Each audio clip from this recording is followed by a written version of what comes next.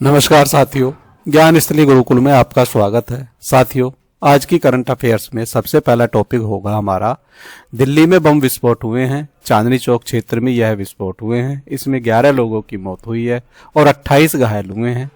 इस विस्फोट से संबंधित 2900 किलो आरडीएक्स विस्फोटक विभिन्न स्थानों से पकड़ा गया है। इसमें 8 संदिग्ध पकड़े गए हैं और 3 डॉक्टर भी इसमें गिरफ्तार किए गए हैं। तो इसके बारे में सामान्य जानकारी होगी। दूसरा टॉपिक, उत्तर प्रदेश में सभी शिक्षण संस्थानों में वंदे मातरम अनिवार्य कर दिया गया है। यह सरदार पटेल की जयंती के अवसर पर राष्ट्रीय एकता के लिए मुख्यमंत्री जी ने शुरुआत की है। इसके साथ तीसरा टॉपिक होगा हमारा, यूसीबीएस को डिजिटल भुगतान पर जोर दो। ये हमारे मंत्री अमित शाह जी द्वारा शिखर डीजी ऐप लॉन्च किया गया है। तो इसके बारे में जानकारी होगी।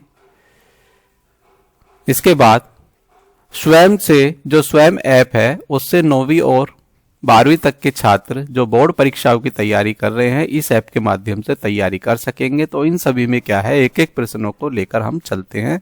सबसे पहला प्रश्न हमारा सामने है, दिल्ली के लाल किले के पास चांदनी चौक क्षेत्र में हुए विस्फोटक घटना मुख्यतः किस प्रकार की सुरक्षा चुनौती को इंगित करती है? तो यह उच्च सुरक्षा जोन। इसमें ऑप्शन बी हमारा सही।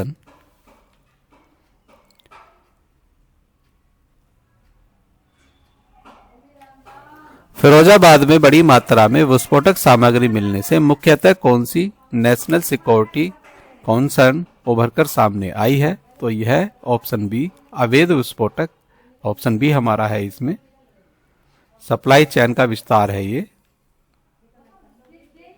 अगला प्रश्न, डॉक्टरी की पढ़ाई करते हुए मुजम्मिल के रेडिएशन की घटना किस प्रकार के खतरे की ओर संकेत करती है?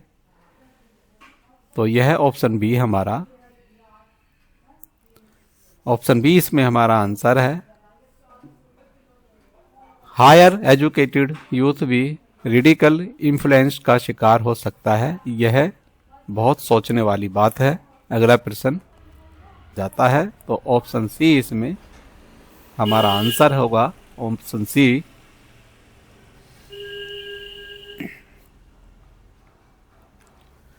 ऐसे मामलों में क्या प्रमुख नीति संदेश निकलता है?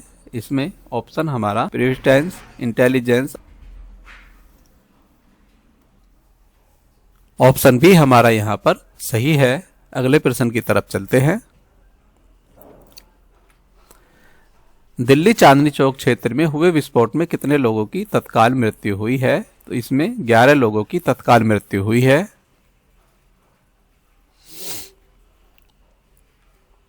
इस घटना में कितने लोग घायल बताए गए हैं? इस घटना में अभी तक 28 लोग घायल बताए गए हैं।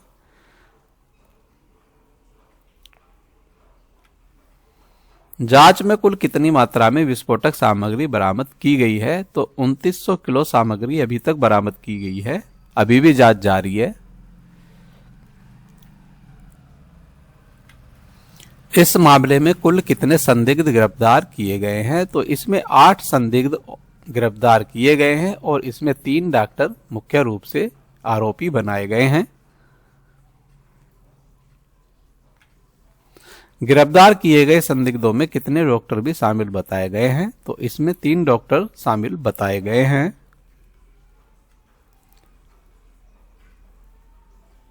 अगला प्रश्न हमारा, उत्तर प्रदेश ने किस गीत का गायन प्रदेश के सभी शैक्षिक संस्थानों में अनिवार्य करने का निर्णय लिया है? तो ये वंदे मातरम गीत है। उत्तर प्रदेश के शैक्षिक संस्थानों में यह अनिवार्य किया गया है। इसमें मदरसे आदि भी शामिल होंगे। मदरसों में भी वंदे मातरम गीत गाया जाएगा। यह आदेश किन संस्थानों पर लागू होगा? तो यह सभी शिक्षण संस्थानों पर लागू होगा।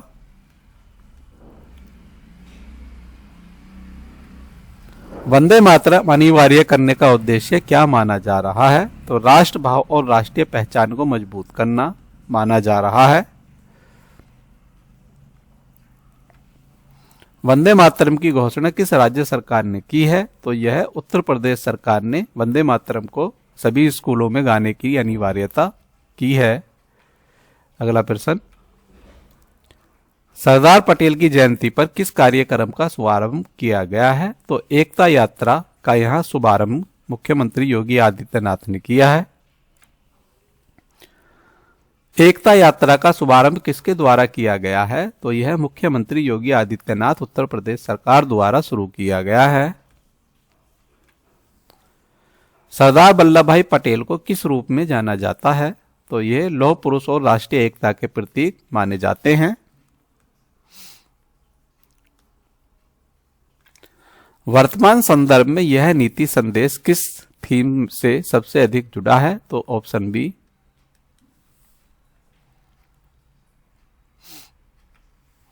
उत्तर प्रदेश सरकार का यह निर्णय किस बॉर्डर एरिया से जुड़ा माना जाता है? तो ऑप्शन ए हमारा।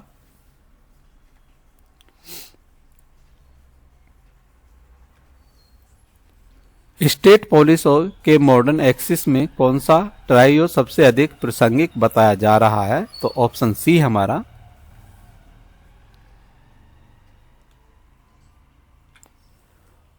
शहरी सहकारी बैंकों को अपने अस्तित्व को बनाए रखने के लिए किस पर अधिक जोर देने की आवश्यकता बताई गई है? तो सबसे ज्यादा डिजिटल भुगतान को अपनाने पर जोर देने की घोषणा अमित शाह जी द्वारा की गई है। शहरी सहकारी बैंकों के सामने मुख्य चुनौती क्यों बढ़ी है? तो ये ऑप्शन बी हमारा।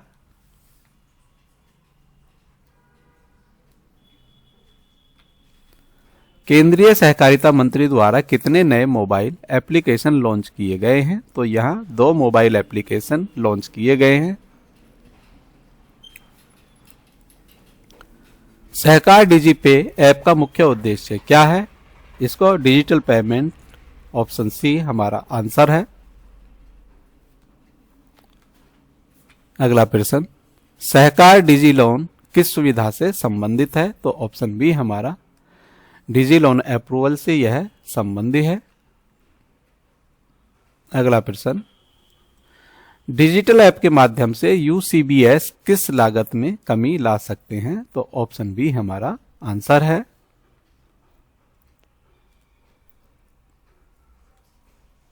अगला प्रश्न, सरकार इस इनिशिएटिव के माध्यम से किस फाइनेंशियल सेक्टर को डिजिटली स्ट्रांग बनाना चाहती है? तो ऑप्शन सी हमारा कोऑपरेटिव बैंकिंग सेक्टर को यह स्ट्रांग बनाना चाहती है। अगला प्रश्न, डिजिटल इकोसिस्टम अपनाने का मुख्य लॉन्ग टर्म परिणाम क्या माना गया है? तो ये ऑप्शन ए हमारा।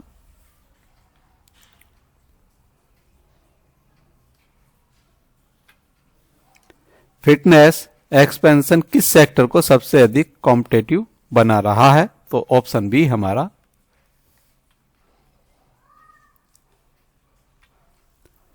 डिजिटल ट्रांसफॉर्मेशन से लोन प्रोसेसिंग किस प्रकार होने की संभावना बढ़ती है? तो ऑप्शन सी हमारा आंसर। इसके बाद अगला प्रश्न होगा हमारा स्वयं पोर्टल से। स्वयं पोर्टल किस मंत्रालय द्वारा संचालित किया जा रहा है? तो यह हमारा ऑप्शन बी शिक्षा मंत्रालय द्वारा यह जारी किया जा रहा है। स्वयं का फुल फॉर्म क्या है? तो ऑप्शन ए हमारा आंसर। स्वयं पोर्टल मुख्य रूप से किस उद्देश्य से विकसित किया गया है? तो ये ऑप्शन बी।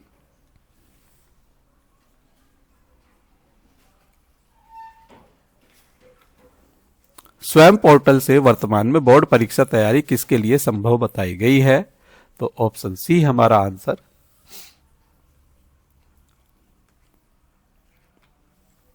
स्वयं पोर्टल किस प्रकार का लर्निंग मॉडल समर्थन करता है? तो ऑप्शन बी हमारा आंसर।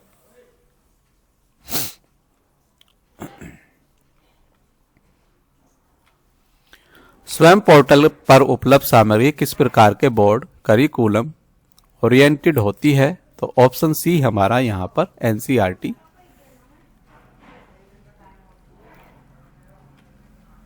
स्वयं पोर्टल का एक प्रमुख लाभ क्या है? तो सभी विद्यार्थियों को फ्री डिजिटल एक्सेस उपलब्ध कराना, ऑप्शन सी।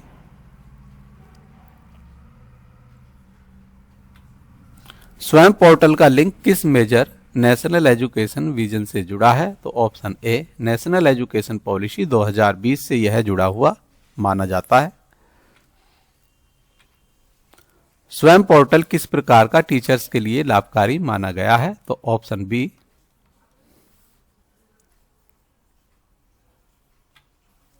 स्वयं पोर्टल का बॉर्डर नेशन इम्पैक्ट किस क्षेत्र में जुड़ा हुआ है? तो ऑप्शन ए हमारा।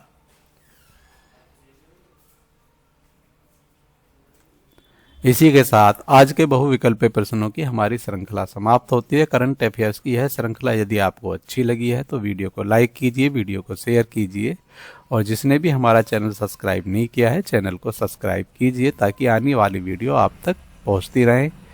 मिलते हैं नई वीडियो के साथ, तब तक के लिए जय हिंद, जय भारत, धन्यवाद साथियों।